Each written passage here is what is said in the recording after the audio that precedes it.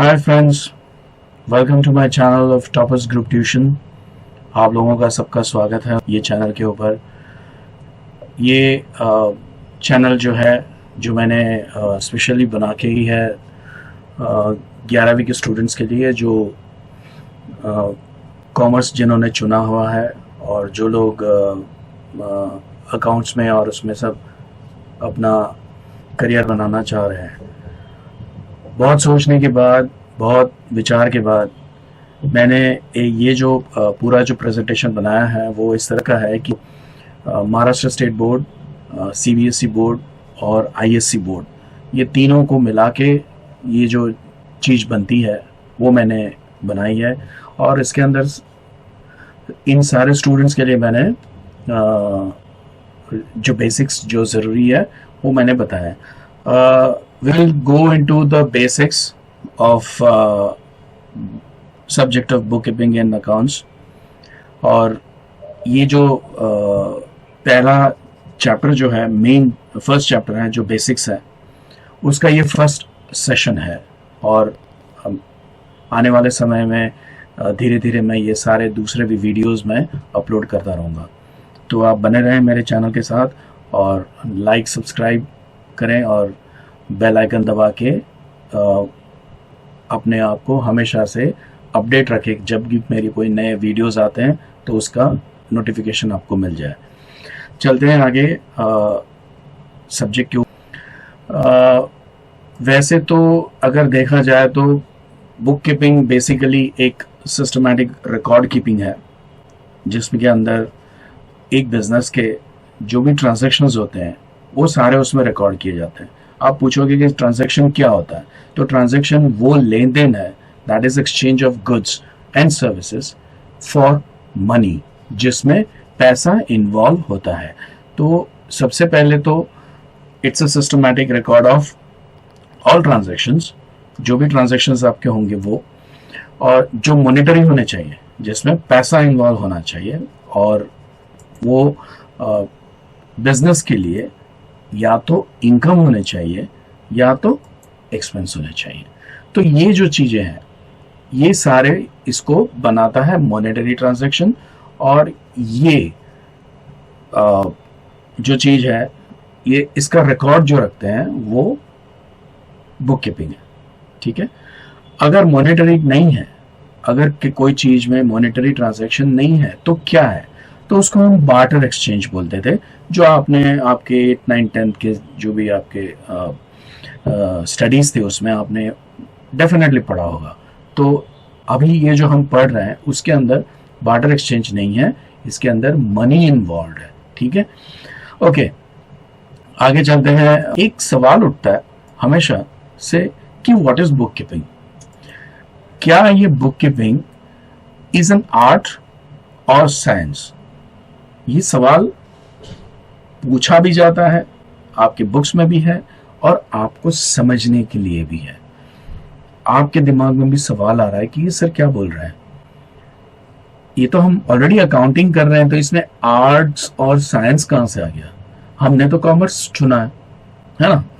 Question तो आएगा जैसे। तो बात सही है आपकी, सवाल ये है कि इसको आर्ट कहा गया है और इसको साइंस भी कहा गया है, तो ये आर्ट क्यों है? देखिए, अगर मैं कोई चीज लिखता हूं, अगर मुझे कोई लिखना है कुछ और मैं बहुत अच्छी हैंडराइटिंग में और बहुत सिस्टमैटिकली, विदाउट कैंसिलेशन, विदाउट मतलब लाइन से मैंने पूरे उसको लिखा, बराबर से कोई मिस्टेक नहीं है, स्पेलिंग का कोई मिस्टेक नहीं है, ओवर राइटिंग नहीं है, तो जो मैंने लिखा है ना वो देखने वाला ये सोचेगा वाओ क्या आर्टिस्टिकली इसने लिखा है। ठीक है ना। तो अकाउंट्स में, बुक कीपिंग में ये सेम चीज आती है कि अगर अच्छी तरह से आपने उसको लिखा है, प्रेजेंटेशन आपका बहुत बढ़िया है, बहुत सुपर्ब तरीके से इसको लिखा है, तो आपने उसको आर्टिस्टिकली प्रेजेंट किया है। So when you present your books of accounts in the most systematic manner, readable manner, तो वो आर्टिस्टिक प्रेजेंटेशन है। ठीक है, जो हर अकाउंटेंट को हमेशा ध्यान रखना है कि भाई ये जो चीज है ये मुझे करनी है, ये मुझे मेंटेन करना है, ये मेरा स्टैंडर्ड है कि जो मैंने लिखा वो रीडेबल होना चाहिए, अब्सोल्युटली अंडरस्टैंडेबल होना चाहिए। ऐसे नहीं कि ये कुछ कुछ ऐसे गोल गोल सब लिख दिया अंदर, वो पढ़ने वाले को बेचारे को तो पहले तो अपना सिर खुजाएगा और बोलेगा अरे ये तो मुझे कुछ समझ नहीं आ रहा है।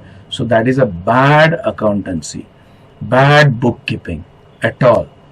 हालांकि आजकल तो हैंड रिटन कुछ है नहीं, तो आपको वो वाला चीज तो ज्यादा अप्लाई नहीं करेगा क्योंकि you are all on the computers now. तो लिखना तो अब बहुत कम हो गया है क्योंकि सारे अब तो सीधे प्रिंट आ जाते हैं। अब जाओ printer, you take print out, ठीक है। तो अब आता है दूसरा सवाल और दूसरा पॉइंट कि क्या बुक कीपिंग साइंस है? तो वो भी है, वो भी सच बात है। आर्ट्स तो है, साइंस भी है। क्यों साइंस है? देखो, साइंस जो होता है वो हमेशा से कुछ प्रिंसिपल्स के ऊपर बेस्ड रहता है। वो ऐसे प्रिंसिपल्स हैं, फर्म प्रिंसिपल्स, बहुत फर्मली वो सारे कोई भी एक सब्जेक्ट के बारे में they stand by, we call it principles, ठीक है। हम कोई भी एक थियरी पढ़ते हैं या कोई भी एक एग्जाम्पल लेते हैं तो हमेशा हम साइंस में उसको प्रूव करने को चाहते हैं। We all want to prove it. Same चीज होती है अकाउंट्स में, सेम चीज होती है बुक कीपिंग में। Book keeping is based on principles. The principles are so solid, so worthy, and so foolproof that you can prove that thing in the middle of night. अगर आधी रात को कोई आपको उठा के बोलेगा कि ये आप मेरे को साबित करके दो, आप उसको साबित कर सकते हैं। इन शॉर्ट आते हैं कि book keeping is an art and science, they are both. है ना, अजीब बात है। आगे चलते हैं। अब हम समझते हैं कि इसके मेन जो डेफिनेशंस हैं वो क्या है, वो उसको समझने की कोशिश करेंगे बुक कीपिंग के। J.R. Bartley Boy कहते हैं book keeping is an art of recording business dealings in a set of books. Good, simple simple simple, absolutely simple. Book keeping is an art of recording business dealings in a set of books. So easy, एकदम आसान। जो art की मैंने बात की अभी, मैंने समझाया कि why bookkeeping is an art as well as science। हालांकि किसी ने साइंस के बारे में नहीं लिखा कुछ, लेकिन आर्ट के बारे में J.R. Bartley Boy ने लिखा है। और J.R. Bartley Boy इंडियन है, ये Indian definition of book keeping है। इसको थोड़ा सा हम ध्यान दे सकते हैं, इसको याद कर सकते हैं, बाय हार्ट कर सकते हैं, and whenever we need we can quote this definition, easy, Indian, and you can always go for it. Richard A Stralham कहते हैं, उनका कहना है जो करीब करीब जो बाटली बॉय ने कहा था उसी के आसपास है वो। The art of analysing and recording business transactions, reporting results of business operations through periodic statements and interpretation of such results for the purpose of effective control of a future operations। देखो, simple सी बात है, कोई भी business एक बार establish होने के बाद वो सिर्फ प्रॉफिट के बारे में सोचता है। एक बार एस्टेब्लिश हो गया, वो कभी भी नहीं चाहेगा कि वो लॉस करे, पहली बात, ठीक है। अच्छा, ये मालूम कैसे पड़ेगा कि उसने प्रॉफिट किया या लॉस किया? ये मालूम एक ही तरीके से पड़ सकता है, वो है आपकी बुक कीपिंग। सारे रिकॉर्ड्स आप रखो, वो रिकॉर्ड्स के ऊपर से जो समराइजेशन होगी रिपोर्ट्स की, जो रिपोर्ट्स जनरेट होंगे उसके ऊपर से ही आपको पता चलेगा कि whether you want to continue with this business और you don't want to continue with this. It's very simple, बहुत आसान है। तो हर एक ऑर्गेनाइजेशन जो भी है वो हमेशा चाहेगा कि उसको रिपोर्ट मिले कि वो प्रॉफिट कर रहा है या नहीं कर रहा है। अगर समझो किसी केस में अगर वो लॉस कर रहा है तो क्या होगा, तो वो डिसीजन ले पाएंगे कि हम क्या गलती कर रहे हैं जिसकी वजह से हमको इतना नुकसान उठाना पड़ रहा है, और दूसरा साथ में ये भी होगा कि वो डिसीजन ले पाएंगे कि हमें ये बिजनेस को कंटिन्यू करना है या नहीं करना है। तो ये दो चीज है जो बहुत इंपॉर्टेंट है कोई भी बिजनेस के लिए, कि उनके पास उनको पता होना चाहिए आर दे अर्निंग और नॉट। ओके, एक और सर है एन रोजन कैम्फ, नाम से जर्मन लगते हैं। Booking ping is the art, again art तो आया ही है, of recording business transactions in systematic manner. चलो ये भी बंदा काफी सिंपल है, बहुत आसानी से इन्होंने पूरा डेफिनेशन, पूरी चीज जो थी वो कवर कर ली। कोई भी एक सब्जेक्ट के बारे में डेफिनेशन जो होती है वो एक समराइज्ड स्टेटमेंट है, ये हमेशा आप याद रखिए। सिर्फ बुक कीपिंग के लिए नहीं, आप इकोनॉमिक्स पढ़ेंगे, आप ऑर्गेनाइजेशन ऑफ कॉमर्स पढ़ेंगे, कुछ बच्चे सेक्रेटरियल प्रैक्टिस भी पढ़ेंगे, तो आप ये बात याद रखो कि जो डेफिनेशंस जो होते हैं वो सब्जेक्ट को समराइज करते हैं, ठीक है। और हमें जब भी कहा जाए कि ये डेफिनेशन आपको याद करना है और ये इंपॉर्टेंट है, तो आप उसको मार्क कर लीजिए और वर्ड टू वर्ड लिखने की कोशिश करिए, क्योंकि डेफिनेशन में बच्चे गलतियां करते हैं, बहुत मिस्टेक कर देते हैं। वो सोचते हैं चलो ठीक है, एक आधा आगे पीछे ऑफ दी ए ये वो उसको आगे पीछे कर दिया, वो चल जाएगा। प्लीज आप उससे बचिए और ऐसा कोई एजम्पशन मत क्रिएट करिए, और वर्ड टू वर्ड उसको याद करके लिखने का कोशिश करिए, ठीक है। देखो अब आता है characteristics features of book keeping. इसको हम टिक कार्स बोल सकते हैं। टिक कार्स उसका शॉर्ट फॉर्म है, जो एक ऐसे बनाया जाता है जैसे ट्रांजैक्शन आइडेंटिफिकेशन इन मॉनेटरी टर्म्स। तो ट्रांजैक्शन आइडेंटिफिकेशन इन मॉनेटरी टर्म्स का मतलब है कि आपको हर एक चीज जो भी आप रिकॉर्ड करोगे बुक्स ऑफ अकाउंट्स में, वो मॉनेटरी टर्म्स में आपको लिखने हैं। यानी कि फॉर एग्जांपल अगर आपने एक टीवी सेट खरीदा, तो आप वहां पर सिर्फ ये नहीं लिख सकते टीवी सेट खरीदा, आपको ये लिखना पड़ेगा कि वो टीवी सेट आपने कितने में खरीदा, वो बहुत जरूरी है, ठीक है। टीवी सेट की मोनेटाइज्ड वैल्यू यानी कि उसकी कीमत आपको लिखनी पड़ेगी। तो हर एक ट्रांजैक्शन को, जो भी ट्रांजैक्शन आप रिकॉर्ड करने वाले हो, उसको मॉनिटरी टर्म्स में आइडेंटिफाई करना पड़ेगा। जैसे कि टीवी लिया तो सीधा बिल में आप जाओ, बिल देखो, सीधा नीचे अमाउंट लिखा होगा, तो that amount is important for you as an accountant. आपको उससे मतलब है आपने क्या टीवी लिया, कौन सा टीवी है, स्मार्ट टीवी है, कितने इंच का है, not concerned, absolutely accountant is not concerned with all such details. He is interested in कि वो कितने रुपए का था, कौन सी पार्टी थी, उसको पैसा दिया या नहीं दिया। देखो ये पूरी चीज के अंदर क्या आ गया, मोनेटाइजेशन, ठीक है, कि पैसा कहां पर है, कितने की लिया, क्या हमने उसको पैसा दिया या हमने उसको पैसा नहीं दिया, खत्म, ठीक है।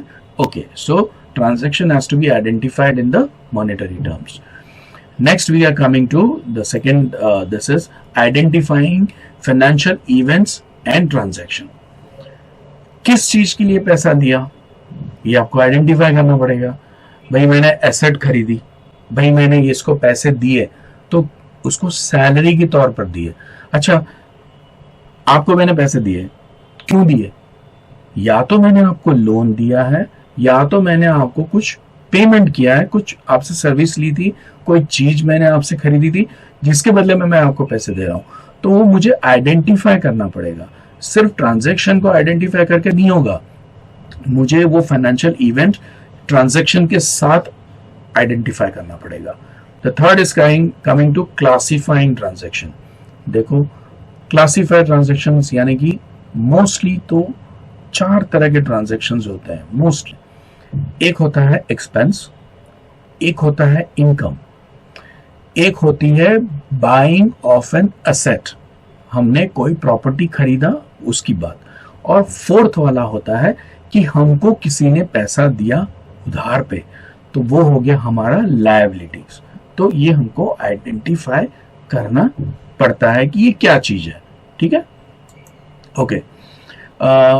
आते हैं आगे, summarising these transactions in prescribed format. Okay, अब ये जो सारे ट्रांजैक्शंस तो आपने बना लिए, अब इसको समराइज करना पड़ेगा आपको, क्योंकि अगर जैसे कि फॉर एग्जांपल एक महीने में मैंने 500 किताबें बेची और मैंने उतनी कुछ किताबें खरीदी, मैंने सैलरी दी, मैंने इलेक्ट्रिसिटी का बिल चुकाया, बहुत सारे खर्चे किए, ये सारे करने के बाद आज मुझे अगर जानना है कि मेरा टोटल एक्सपेंस कितना था और मेरे हाथ में अभी कितने पैसे बचे हैं, तो मैं क्या करूंगा? पूरे किताब खोलूंगा, पूरे देखूंगा, प्लस माइनस, तो पागल हो जाऊंगा। तो मुझे चाहिए कि कैश बुक मैं बनाऊं और उस कैश बुक के अंदर मुझे मंथ के एंड में पता चले कि कितना कैश इन हैंड है आज मेरे पास। ठीक है, तो ये हो गया समराइजेशन। जैसे कैश बुक बनती है वैसे ही प्रॉफिट एंड लॉस अकाउंट भी बनता है, ट्रेडिंग अकाउंट भी बनता है। सारे अकाउंट्स जितने होते हैं वो सभी अकाउंट्स के जो बैलेंसेस होते हैं उसकी समरी हमको चाहिए, तो ये चीज हमको यहाँ पर मिल जाती है। ठीक है, recording in a given sets of book. ठीक है, अभी आपने कुछ परचेस किया तो वो परचेस बुक में जाएगा, अगर आपने कुछ सेल्स किया तो वो सेल्स बुक में जाएगा।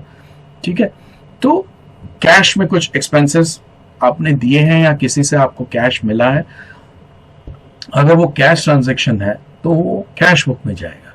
Similarly if you have a bank book, तो बैंक बुक में भी वही ट्रांजैक्शंस जाएंगे which are related with the banks. So in short you will have several books, sets of books, और वो बुक में उसी से रिलेटेड ट्रांजैक्शन आप डालोगे। ठीक है, ओके, आगे चलते हैं। Analysing and interpreting such reports. Report तो बन गया, जैसे प्रॉफिट एंड लॉस आपने बनाया सारे डेटा के ऊपर से, तो उसके ऊपर से मालूम पड़ेगा कि आपने क्या डेटा बनाया और वो जो डेटा जनरेट हुआ वो वेदर इट इज प्रॉफिट और लॉस। ठीक है, तो ये भी आपको मालूम पड़ेगा। So you can also generate that.